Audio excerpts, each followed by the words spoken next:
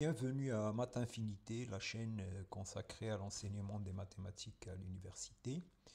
Alors, dans cette vidéo, on va voir une application de la diagonalisation pour calculer les racines carrées d'une matrice. Alors, on va faire ça sur un exemple, on ne va pas traiter la situation séquentielle. Et donc, en fait, l'objectif, c'est de voir comment on peut utiliser la diagonalisation pour résoudre une équation matricielle. Alors voilà, alors les racines carrées, donc vous savez si vous prenez l'équation x carré égale à a pour a appartient à r, ben cette équation admet deux solutions, à savoir racine de a et moins racine de a si a est supérieur ou égal à 0, et n'a pas de solution si a est négatif.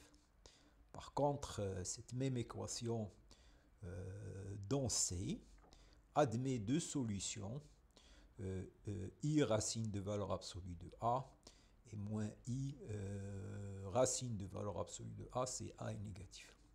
Alors plus généralement, on peut résoudre cette équation x carré égale à a plus ib, donc là on a un nombre complexe, admet deux solutions opposées z1 et z2.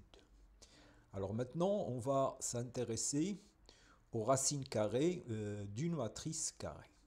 Donc, c'est-à-dire, on va s'intéresser à cette équation x carré égale à a, où a est une matrice carrée à coefficient complexe. Alors, je ne vais pas donner la solution générale de cette équation. Voilà, donc on va surtout, pour rester concret, on va voir ça sur un exemple. Voilà, alors on veut résoudre cette équation dont z carré égale à 0, moins 1, 1, 0. C'est-à-dire on veut trouver les racines de cette matrice. Alors, on peut, bien sûr, on peut faire ça d'une manière brutale, c'est-à-dire écrire la matrice z égale à a, b, c, d, et écrire z carré et identifier et trouver les coefficients a, b, c, d. Voilà, mais ça c'est assez compliqué. Et donc on va aborder une méthode plus simple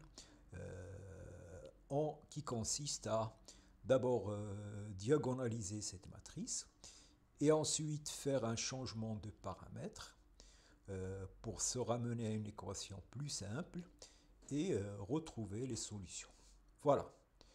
Alors donc on commence par diagonaliser cette matrice dans C.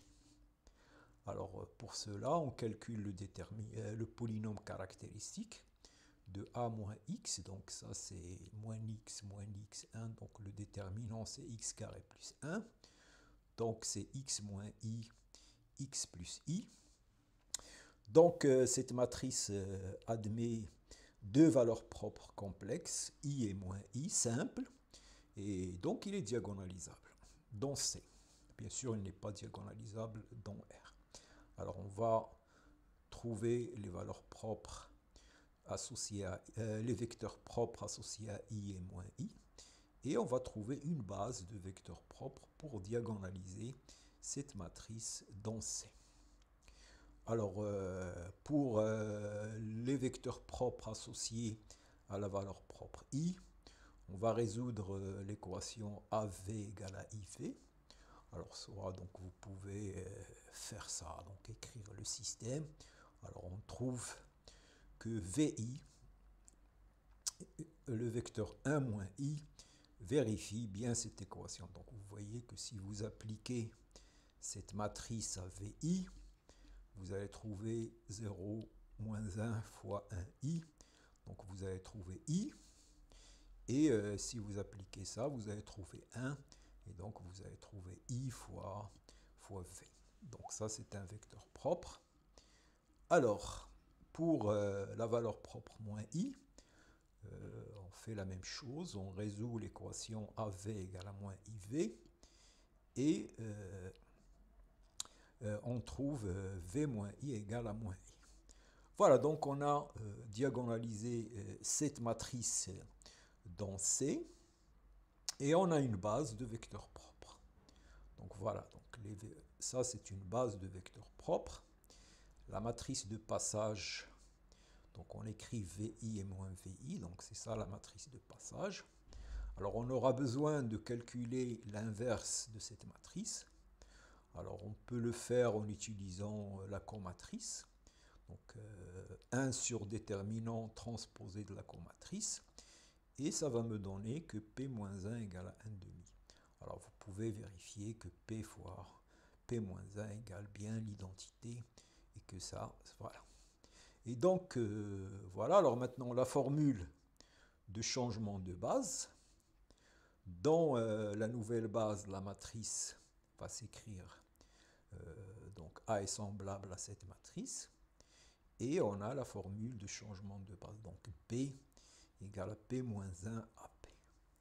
Alors maintenant, on va transformer cette équation pour avoir une équation qui, au lieu de chercher les racines de A, on cherche les racines de B.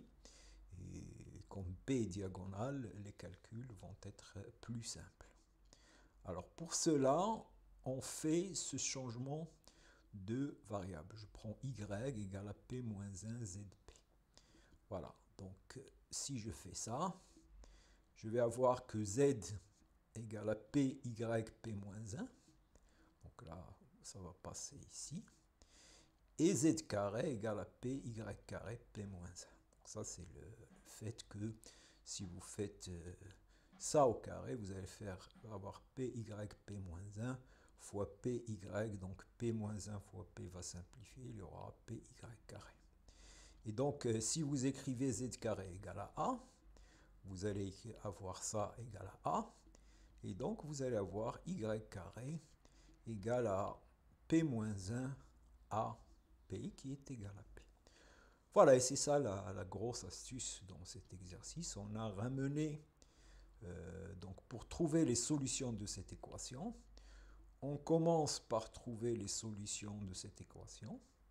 Et une fois qu'on a les solutions, on a z qui va être égal à p, p moins 1. Voilà, donc c'est ça. Alors maintenant, l'équation y carré égale à b.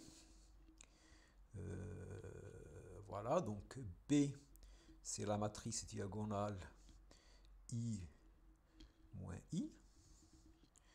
Donc, je prends y maintenant une matrice quelconque et j'écris y carré égale à p. Donc, je calcule y au carré. Donc, ça va être ab fois, donc ça va être les équations, ça va être p égale à a plus d égale à 0, c égale à a plus d et a carré plus bc égale à i et d carré plus bc. Donc vous calculez y carré, donc vous calculez y carré et vous identifiez avec b et vous allez trouver ce système.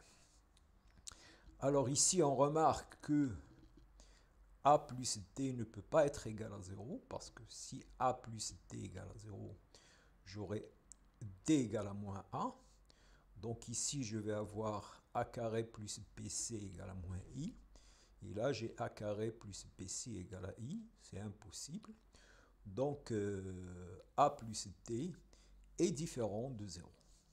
Et donc, ce qui va rester, c'est b égale à 0 et c égale à 0.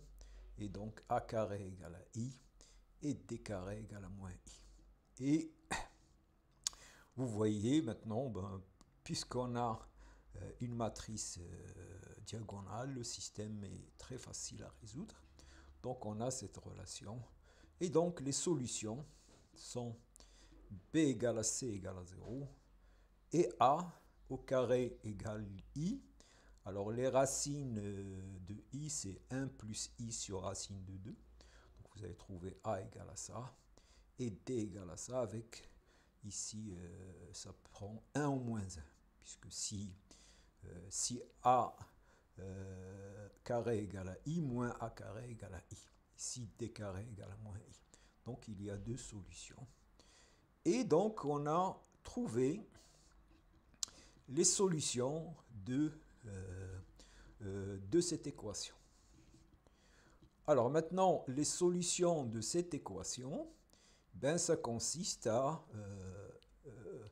calculer PYP-1 avec Y, c'est ça.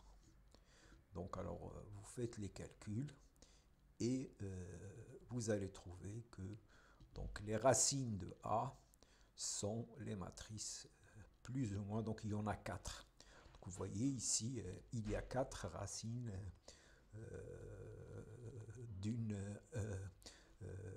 de la matrice 0, moins 1, 1, 0. Et voilà, donc ça c'est une belle application de la diagonalisation. Voilà, et donc on arrive à la fin. Donc si vous avez aimé cette vidéo, donc il faut liker, partager et vous abonner si vous n'êtes pas encore abonné. Et je vous remercie.